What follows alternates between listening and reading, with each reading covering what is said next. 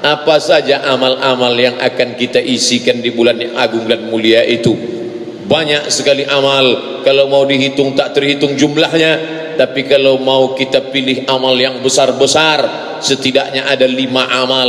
Mari kita siapkan, mari kita siapkan fisik mental kita untuk mengisi bulan yang penuh dengan ampunan, rahmat, maghfirah, barakah, itqum minan nar. Yang pertama kita isi bulan itu dengan ya ayyuhalladzina amanu, hai orang-orang beriman, kutiba alaikumus siyam. Siyam, padanan kata siyam adalah imsak. Imsak artinya menggenggam. Mari kita genggam tenggorokan sampai tidak menetes satu tetes air pun walaupun halal. Mari kita genggam mata tidak melihat yang haram. Mari kita genggam telinga tidak mendengar perbuatan maksiat. Mari kita genggam bisikan hati, lintasan pikiran senantiasa dijaga kecuali daripada yang diridhai Allah Subhanahu wa taala. Banyak orang yang sanggup menahan makan, menahan minum.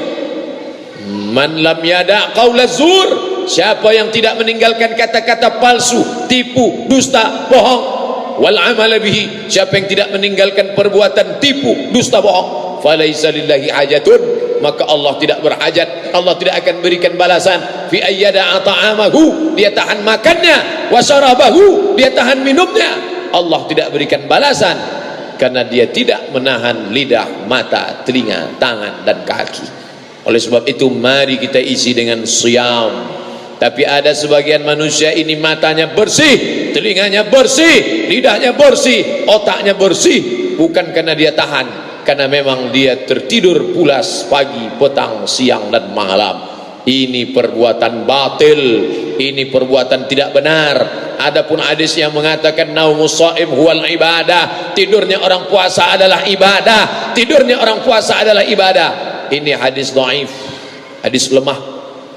Hadis dhaif boleh dipakai untuk motivasi fadail amal, tapi hadis dhaif mau dipakai untuk motivasi tidur siang tidak benar. Ini merusak citra Islam. Segala semangat jihad dilakukan pada siang Ramadan. Kita mengenal ada yang dinamakan dengan perang Badar. Badar terjadi kapan?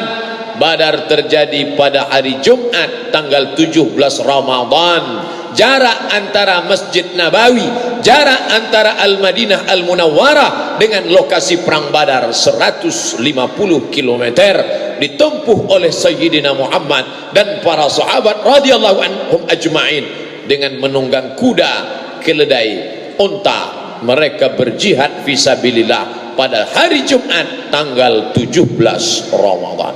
Ramadan bukan bulan tidur siang, Ramadan bukan bulan santai. Terjadi perang besar, penaklukan Spanyol dipimpin oleh panglima perang bernama Tariq bin Ziyad. Dia teriakan Allahu Akbar. Kalau kalian serang, kalian akan mati syahid. Kalau kalian mundur, kalian akan mati konyol. Dan ditaklukkanlah Spanyol 7 abad lamanya. Penaklukan itu pun terjadi pada bulan suci Ramadan. Mesir mengabadikan kota dengan nama Ashir min Ramadan, kota 10 Ramadan, 10 hari Ramadan.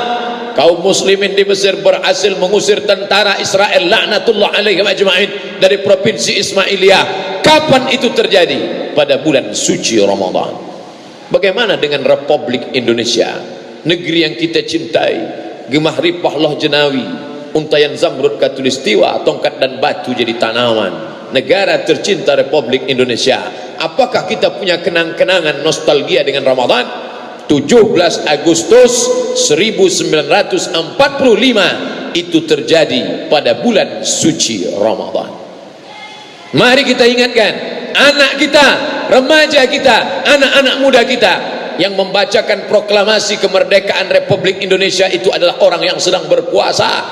Presiden Soekarno sedang berpuasa, Bung Hatta sedang berpuasa, yang menaikkan bendera sangsaka merah putih sedang berpuasa. Semangat orang berpuasa itulah, doa orang-orang yang berpuasa itulah yang membuat negeri ini merdeka. Kemerdekaan negeri ini berkat rahmat Allah yang maha kuasa, itu tertulis di dalam preambul pembukaan Undang-Undang Dasar 1945. Negeri ini ditegakkan atas nama Allahu Akbar, diteriakkan oleh orang yang sedang melaksanakan puasa Ramadan, bukan orang yang tidur lelap. Maka pengkhianatan terbesar terhadap ajaran Islam ketika tidak mengakui Allah di negeri yang diperjuangkan atas nama Allah. Amal kedua yang kita isi di bulan ini adalah qiyam. Yang pertama siyam, yang kedua qiyam. Di waktu malam, selama ini tidur lelap, pulas.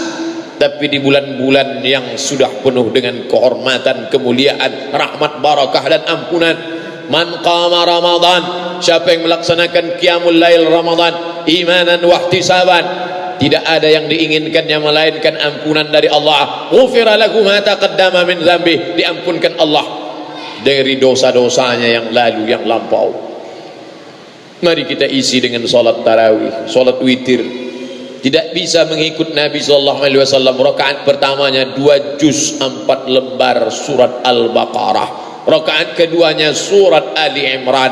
Pada masa Abu Bakar Siddiq, kemudian pada masa Umar Ibn Al-Khattab, diangkatlah seorang imam bernama Ubay bin Ka'ab. Lalu bacaan itu dipersingkat menjadi 1 juz 1 malam dengan jumlah tarawih 23 rakaat.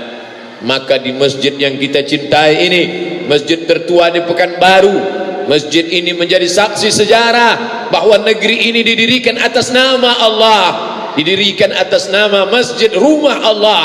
Bukan hanya sekedar masjid yang mulia, tapi juga masjid ini tetap melaksanakan 1 juz setiap 1 malam Ramadan. Mari datang, ramaikan, isi malam-malam kita dengan tegak, dengan sujud, dengan tasbih, dengan takbir, dengan tahmid, dengan doa, dengan salawat. Jangan biarkan malam berlalu tanpa makna. Jangan biarkan malam berlalu dengan mata terpejam karena tidur panjang. Kita isi dengan qiyam, witir, tahajud, munajat, salat sunat qabliyah, salat sunat ba'diyah, salat sunat hajat, salat sunat istiqarah, salat sunat tasbih. Berbagai macam kita mintakan kepada Allah di malam-malam Ramadan. Amal ketiga yang kita isikan di bulan ini, a'udzubillahi minasyaitonirrajim, syahrul ramadhan alladzi unzila fihi al-Qur'an. Bulan Ramadan, syahrul Quran. Mari mulai kita perbaiki bacaan Al-Quran kita. Negeri ini negeri Melayu, bumi lancang kuning, identik dengan Islam. Islam adalah Al-Quran. Al-Quran menjadi pedoman hidup. Dzalikal kitabul la raiba fi hudan, pedoman hidup orang beriman. Iqra'ul Quran, baca Al-Quran. Fa innahu ya'ti yaumal qiyamah, Quran akan datang pada hari kiamat. Syafi'an li ashabi, memberikan syafaat kepada orang-orang yang membacanya. Imam Muhammad bin Idris yang lebih populer dengan Imam Syafi'i rahimahullah, meninggal tahun 204 Hijrah di Mesir, mengkhatamkan Al-Quran pada bulan Ramadan sittuna marah, 60 kali khatam. Yang mengaku bermazhab Syafi'i, jangan hanya fanatik mengaku-ngaku saja, ikuti amalan Imam Syafi'i mengkhatamkan Al-Quran. Imam Ahmad bin Ambal salat dari Isya sampai subuh, tegak rukuk sujud, tegak rukuk sujud. Ditanya oleh Imam Syafi'i, apa yang kau lakukan wahai Ahmad bin Ambal, wahai Ambali, apa yang kau lakukan? Imam Ambali menjawab, aku mengkhatamkan Al-Quran dalam tahajudku. Mari kita ukur diri kita dengan para ulama salafus saleh. Kita siapkan Al-Quran. Bila mata tak sanggup membaca huruf yang kecil, beli yang besar. Bila sudah mematam-hatam setiap tahun, beli Quran dengan terjemah. Terjemahnya sudah paham, beli tafsirnya. Terus anak menantu cicit andai tolan sahabat kita didik. Al-mahiru bil Quran, yang mahir membaca Al-Quran, ma'as safaratil kiramil bararah, dia akan dibangkitkan bersama malaikat. Tengok kiri kanan depan belakang atas bawah malaikat. Mengapa aku bangkit bersama malaikat? Mengapa aku bersama malaikat? Karena engkau mahir membaca Al-Quran. Walladzi yaqra'ul Quran, orang yang membaca Al-Quran, wa yatata'ta, terbata-bata, wa huwa alaihi syaq, berat. karena memang huruf Al-Quran tidak ada dalam huruf kita, tidak ada huruf Ain, tidak ada huruf Allah, tidak ada huruf Ta, tidak ada huruf A dalam bahasa kita. Dia berat, tapi dia tetap membaca falahu ajrani, dia dapat 2 pahala. Pertama, pahala membaca Al-Quran. Yang kedua, pahala tetap istiqamah, bersemangat membaca Al-Quran. Jangan pernah berkecil hati. Jadikan bulan ini target dari awal. Aku akan siap, saya akan qiyam, saya akan khatamkan Al-Quran. Amalan ketiga yang kita isikan di bulan ini, alternatif bagi yang tidak mampu untuk tegak berlama-lama, badan sudah tua, untuk membaca Al-Quran berlama-lama, mata pun sudah layu, untuk duduk berlama-lama, sakit kaki pun tiba. Maka ada amal yang tidak perlu duduk, yang tidak perlu tegak, tidak perlu membaca. Pejamkan mata, baringkan tubuh, ucapkan tasbih. Afdalu zikri, seafdal zikir la ilaha illallah. Adakah batasannya?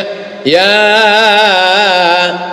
ayyuhalladzina amanu, hai orang beriman, uzkurullah, berzikirlah dengan Allah, zikran katsira, sebanyak-banyak zikir. Tapi kalau cerita banyak, kita merasa sikit sudah banyak, lalu kemudian merasa sudah banyak, tidak lagi beramal. Maka Abu Hurairah radhiyallahu an, beliau membatasi zikir sebelum tidur, mereka baca tasbih 1000 kali. Begitu disebutkan dalam kitab Syiar A'lam An-Nubala yang ditulis oleh Imam Az-Zahabi, Al-Fu'uqdah, 1000 simpul tali, 1000 tasbih sebelum tidur malam. Subhanallah, subhanallah, subhanallah.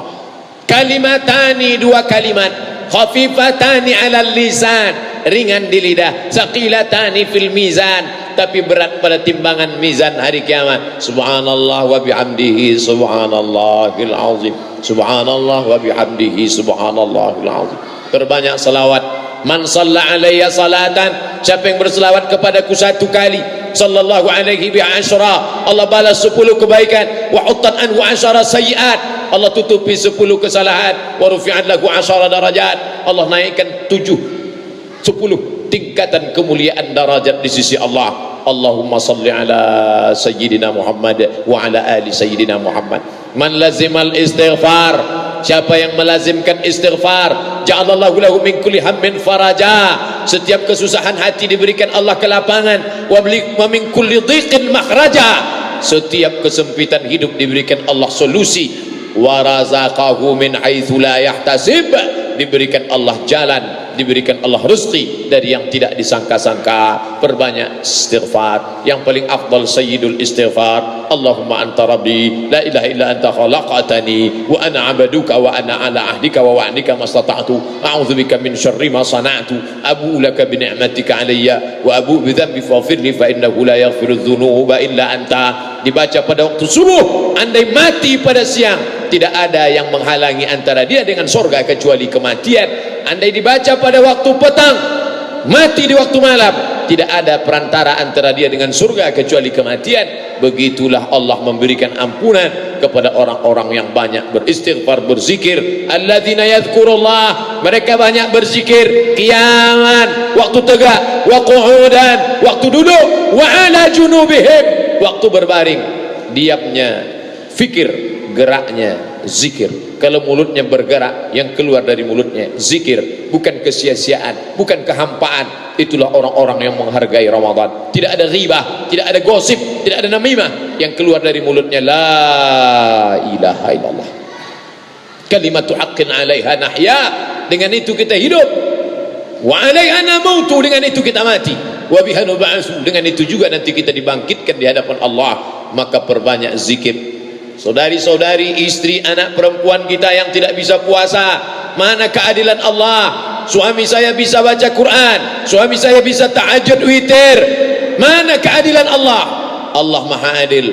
Anak perempuan kita, adik perempuan kita, istri kita, ibunda kita yang tidak bisa berpuasa, pesankan kepada mereka, selesai salat Jumat ini sampaikan kabar gembira kepada mereka. Ada amal yang lebih besar, ada yang amal lebih hebat. Apa dia?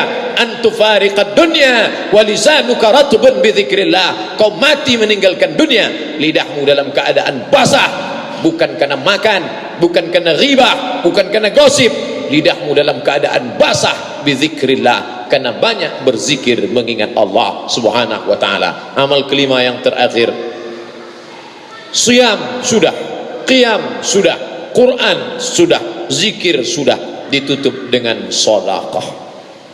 Siapkan bukaan puasa untuk anak yatim, fakir miskin. Buatkan budget makanan 2 kali lipat daripada biasanya. Bukan untuk nafsu kita, bukan dijadikan bulan ini sebagai bulan kuliner, bukan untuk memperturunkan hawa nafsu.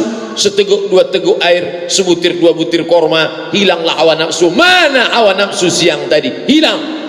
Kita buat makanan banyak, berbagi kepada fakir miskin.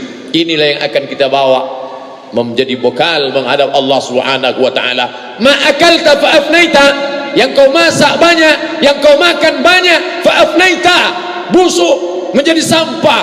Wa ma labista fa ablaita, yang kau pakai lapuk. Wa ma tasaddaqta fa amdaita, yang kau sedekahkan, itulah yang akan kau bawa mati menghadap Allah Subhanahu wa taala. Kita jadikan ini sebagai Ramadan terakhir, kita jadikan ini sebagai bulan terakhir, kita jadikan ini sebagai hari terakhir, sehingga setelah hari ini kita akan mati menghadap Allah. Andai masih hidup setelah ini, berarti Allah masih perkenankan kita beramal saleh. Jangan lupa subscribe, like, and share.